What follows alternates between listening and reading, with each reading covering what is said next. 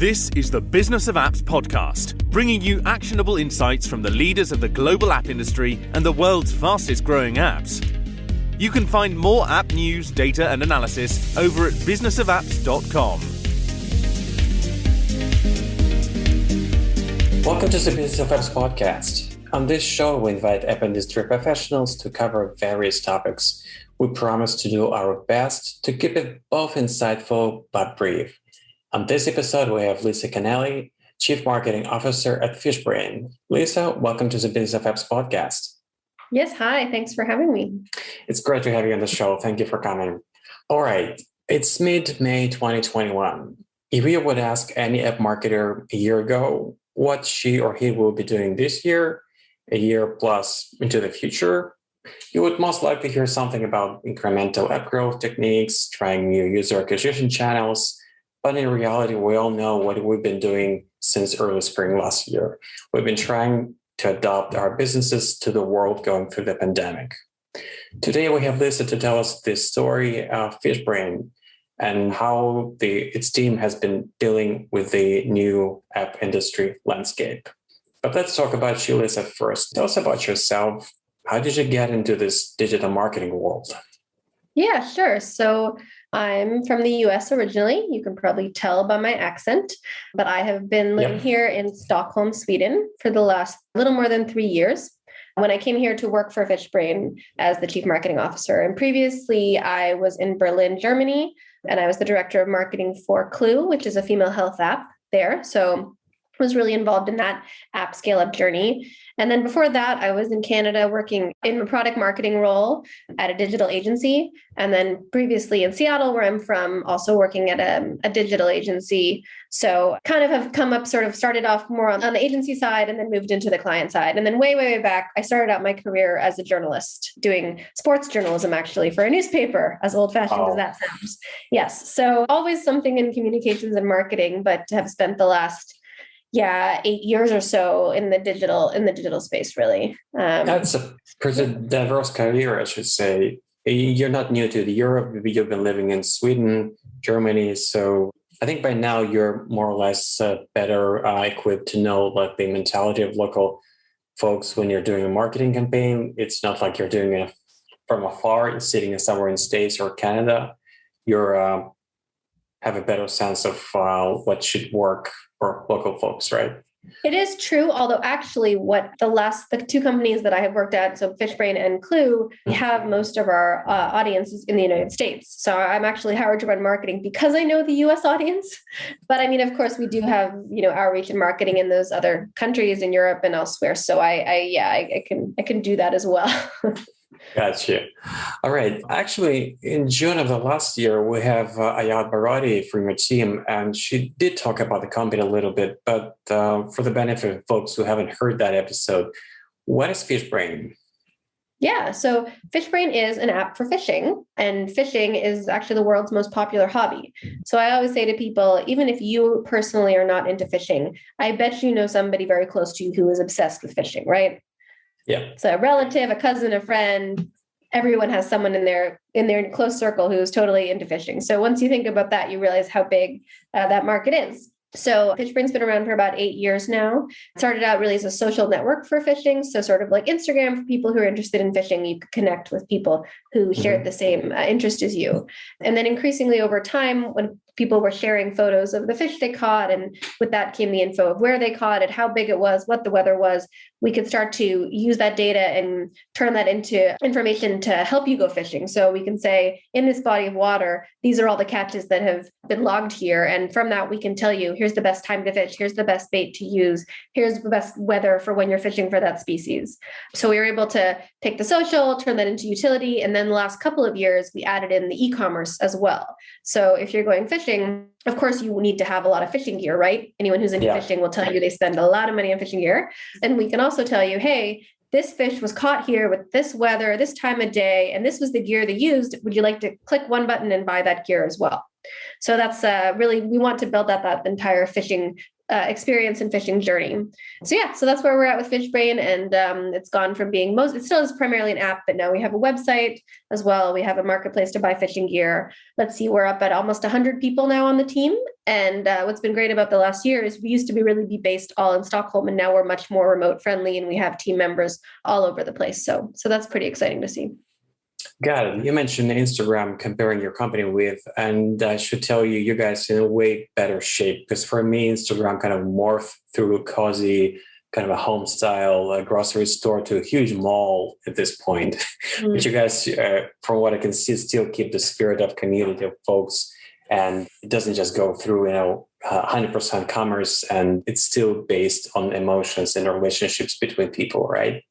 Definitely. I mean, I think what's interesting is that something we have had to evolve in our marketing and our messaging is that actually people don't necessarily go out and look for a social network or for a fishing social network, right? They look for a tool to help them go fishing. So they look for things like, what are the best places to fish? Where can I go fishing near me? Fishing app. But when then they get there and they get into the experience, it's the social part that keeps them there, right? That's sort of the retention driver, is like, oh, I found other people like me. I'm going to share my photos. I'm going to connect with them. So it is quite interesting to kind of balance, like, that is really valuable within the product, but it's not necessarily what at the top of the funnel is going to bring people in. Right. I wonder what people were doing before the app, like you guys provide. What was their experience like? They were just, were limited by their friends, and basically you just provide them way better pool of information, which is terrific.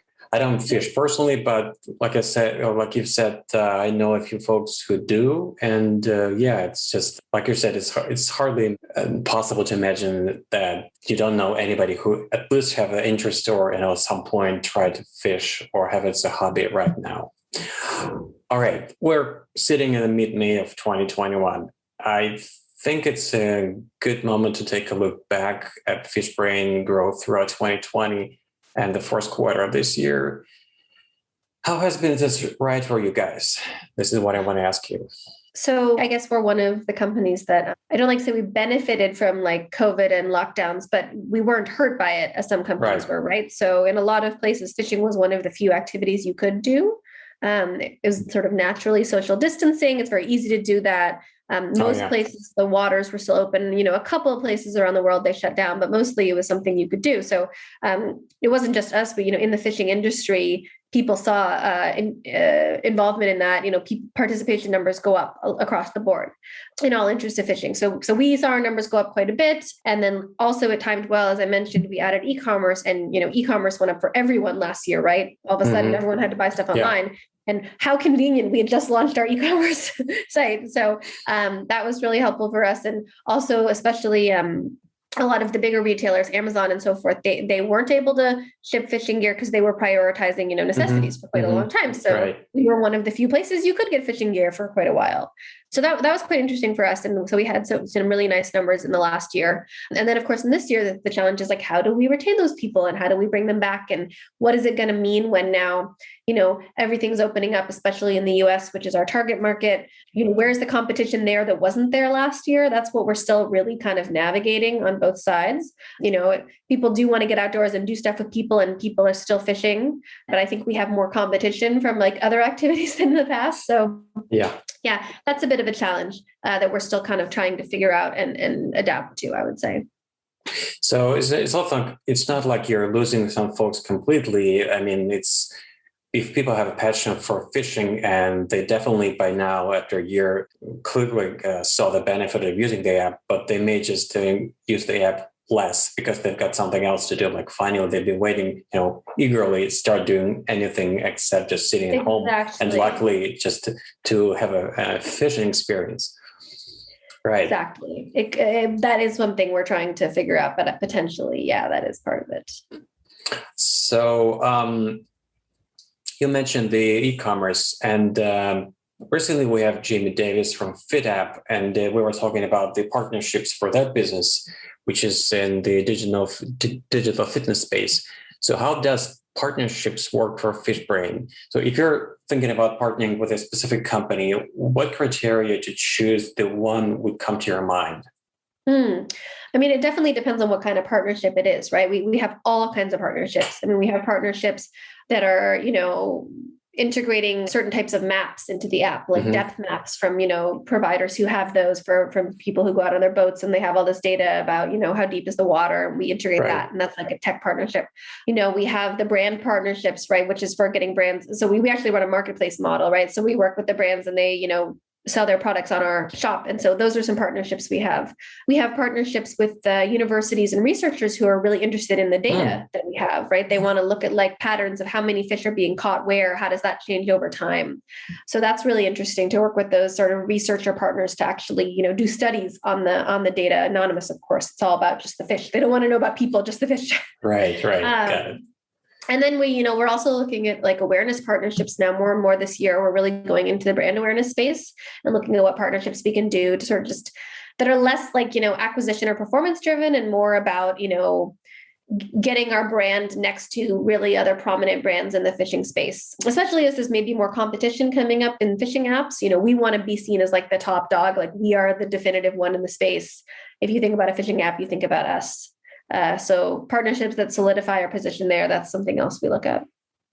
So really interesting. You mentioned that you're providing some data for scientific research, because I was thinking like you should have a huge chunk of data that is should be helpful for science to do a research, because it's kind of a citizen science. You can participate in something, just like the extra benefit of what you're doing. And obviously it's anonymous. I mean, I'm sure fish don't mind to have their own personal data being shared with somebody else, but people obviously do.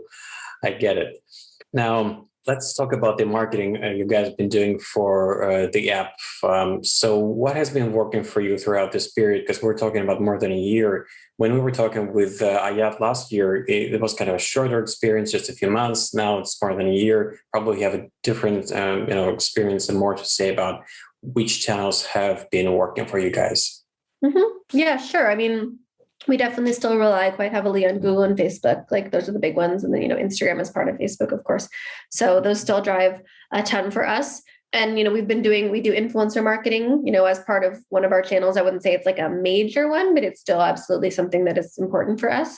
We've added in definitely more affiliates than we had before. We started to do a bit more sort of native advertising. That's another one. I mean, we're really like, we have sort of our core ones, and then we're starting to add more things. So specifically, like I mentioned on the brand awareness side, that's something that we're now starting to add this year and do a bit more like radio and podcasts and even a little out of home, trying to get the brand awareness up. So then we do have lower acquisition costs, further down the funnel. So yeah, I mean, we kind of have sort of the core standbys, and then we're always sort of testing new things and seeing what can work better for us this time. I didn't know that influencer marketing actually related to fishing. I thought it's all about, makeup and clothing. There are influencers that are into fishing. Oh yeah. Out there. Oh, for sure. Oh, absolutely. Yeah. YouTube, Instagram, TikTok, and then of course on Fishbrain, right? Because we are a social network ourselves. So we have some people who have huge followings. But yeah, there's a whole fishing influencer space out there. Awesome. Well, I think it's at this point, it's impossible to have a conversation about that marketing and not to mention TikTok. So do you guys use TikTok ads to introduce people to the world of Fishbrain? We do not actively, no. I think we maybe done a bit of testing on it. But the thing is, the profile of like the average TikTok user is a bit younger than sort of our target customer, especially in terms of willingness to spend. So we haven't really cracked it to make it sort of, the customer acquisition cost worth it. We also were looking at should we do it less on a paid side and more on a pure social side? Should we build that out? Because fishing is quite big on TikTok, actually. Fish talk, if you want to call it that. There are a lot of fishing content there. So far, we just haven't been able to have the resources because we just don't see quite enough. Again, the matchup with our audience is not quite there, or with at least the audience that's going to spend money. Like our audience on Fishbrain, we do have plenty of young users, but they're not really the revenue drivers for us. Right. This is what I was thinking. If I'm bringing up to my memory folks I know who are into fishing, all of those guys are over 45. So yeah, probably TikTok wouldn't be like a best fit to drive these people, not just their intention, but actually spend something on the commerce side of your business. Yeah, we also have a subscription model, right? So it's also, we do have the premium, which is really what we're driving our Fishbrain Pro offer. What is all about? Oh, yes. So the app is free, of course, and there's a whole, free. You can use it for free. All the social stuff is free. Mm-hmm. But if you do want some more advanced sort of utility features, like the prediction saying what the forecast is going to be, what's the best bait to use, all that stuff that's really based on the data, that's what's part of the Pro offer, as well as other things. And we're always trying to add to our Pro offer to make it more valuable. I mean, we look at, as an example, we look at Strava a lot. They really put a lot of their content behind the paywall recently, and we really are inspired by that, trying to add more value there. So so that's another area of focus for us, is just how can we make our Pro offer super, super valuable to people.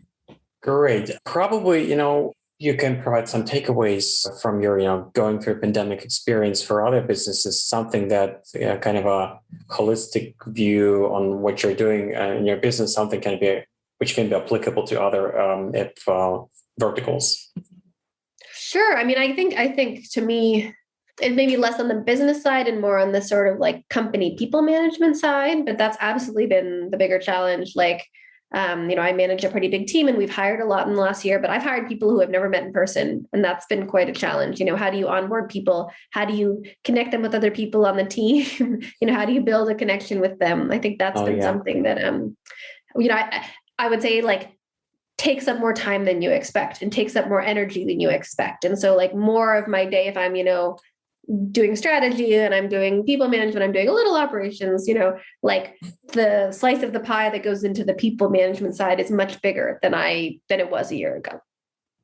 Yeah, I think it was a revelation that we took it for granted, part of when you're bringing somebody on your team and this communication, chit chat with other people, this social interaction, it was just, granted. We couldn't imagine that at some point we have to get new people on your team only online, from the day one. And we actually don't really know whether at some point can we bring these people, into a physical space, or they will be just working remotely for you. So you're saying about hiring somebody there, living in another country, other city, just to become part of your team, right?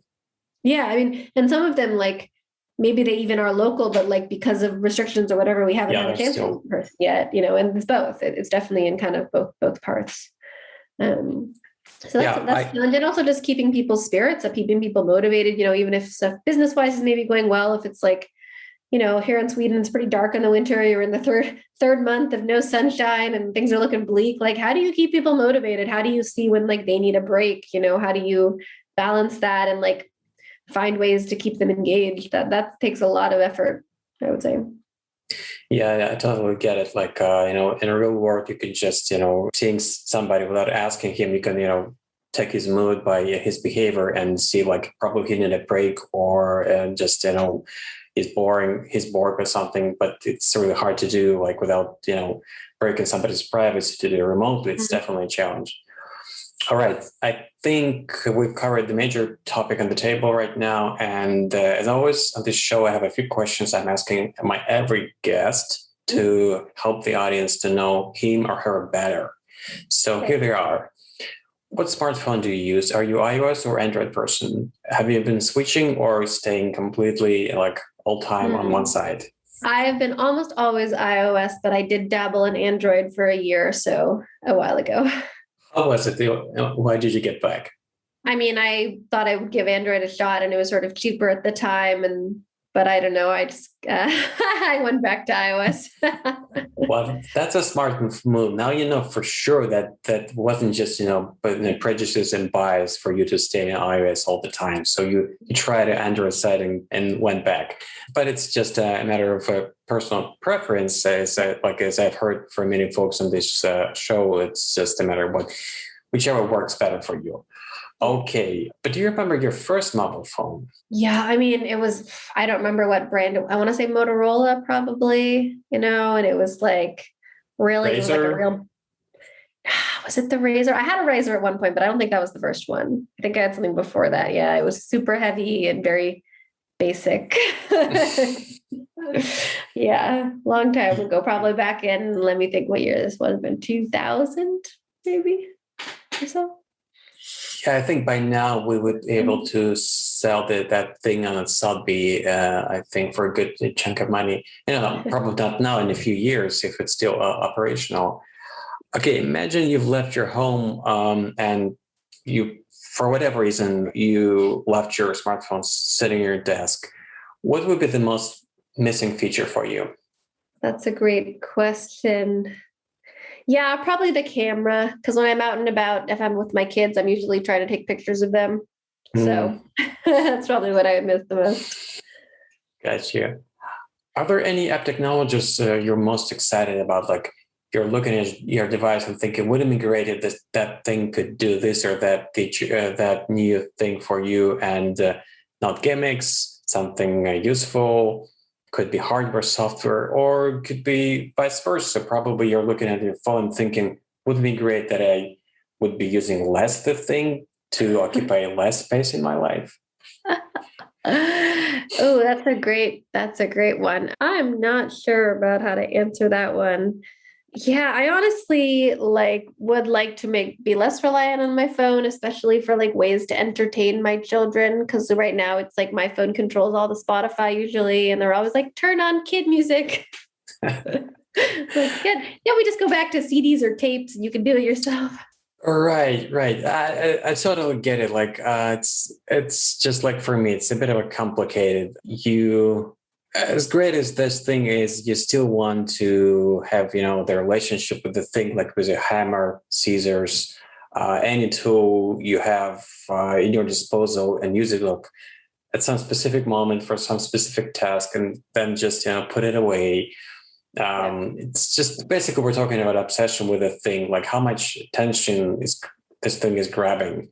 So yeah, better battery, better screen, probably lighter. But on top of that, yeah, I would agree with you. If that was just, you would need to check your, weekly stats and see how many hours I've killed on this thing on this week. Was it less? Was it more? On, Sunday morning, you're seeing, gosh, I've got it I used it 8 or 10% more last week. What I was doing last week? Why? Wow. Yeah. I see what you mean. All right. That was my last question to you. But before I let you go, how can people get in touch with you and know more about what you do?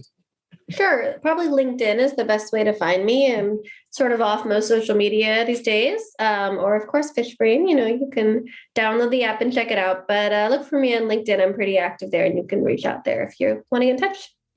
Great. Thank you for coming on our podcast, and thank you for your time. Yeah, thanks a lot for having me. Thank you, Lisa. Bye-bye. Bye. And that was Lisa Kennelly, Chief Marketing Officer at Fishbrain. To listen to more episodes, subscribe to our podcast on iTunes, Spotify, Stitcher, Google Podcasts. Just search for Business of Apps and you will find us easily. We release episodes on Mondays, so subscribe and you'll be able to get new episodes on your smartphone, tablet, or computer as soon as we release them. And please don't forget to leave us a review and comment on iTunes. It is highly appreciated. And all episodes will also be available on businessofapps.com. Thank you for listening. See you next week. Thank you for listening to the Business of Apps podcast. For more, head on over to businessofapps.com.